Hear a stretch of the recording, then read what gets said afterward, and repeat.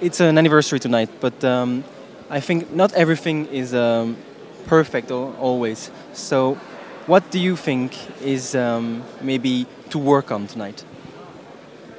We had an incredibly difficult moment with the program. So tonight we have a very nice moment. We can freeze, but I will not say that we had a lot of chance, but we needed a lot of energy to reach what we reached, and we met some very difficult moments at the very beginning of the program. It was almost by chance and many persuasive efforts that we could start the first program and that we met our first partners.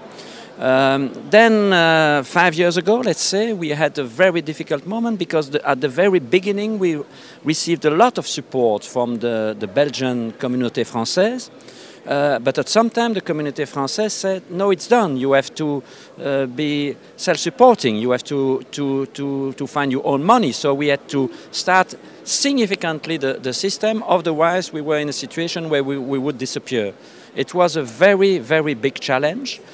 We tackled this challenge, all the 3 colleagues that are present tonight, and we succeeded to be self-supporting, to further develop the program. That was a very difficult moment, but tonight it's a moment where we can look backwards and understand that what we did was indeed difficult, but it delivers.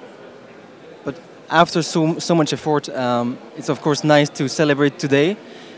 It's also going to be nice to look forward to the future. Yes, and we have now a lot of experience. We have now such interesting, challenging, enthusiastic cooperation with the Vietnamese colleagues, with the Vietnamese students, that the only thing that we can do after all these efforts is to look to the future. And the future, it's to be there on a more permanent way. To develop the real cooperation with the Vietnamese colleagues. We see a new generation of young Vietnamese professors and we will work in the future with them as true professors.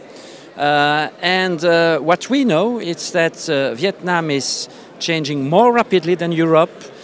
So it does mean that we will have to change the programs more rapidly than what we do in Europe, and we will develop that. Finally, after all this time of real cooperation with Vietnamese partners, we have to be there on a really permanent, stable way. So it does mean, yeah, we have a beautiful building. We will never have such a big building in Vietnam. It will be smaller. It will be a boutique business school in Vietnam. But one of the challenges to have there our permanent base in this beautiful country. On a personal note, why do you think this program still deserves so much effort? Because international cooperation deserves always a lot of effort. Let's mention something. We saw in Vietnam so many foreign business schools, European, American, from Australia, coming and staying there 2-3 years because it's difficult to cooperate on a really balanced way with partners. This is the reason why it was difficult. It's common understanding to develop with people. It's easier for you to work when you are standalone. It's a little bit easier in Brussels than when to have really to cooperate with people of different culture, different way to work, different way to understand the thing.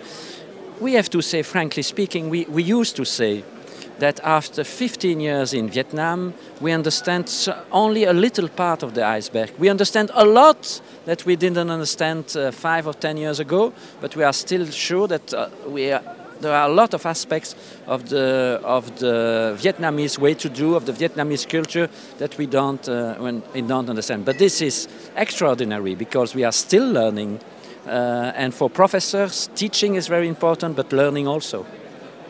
Thank you very much. It was a pleasure.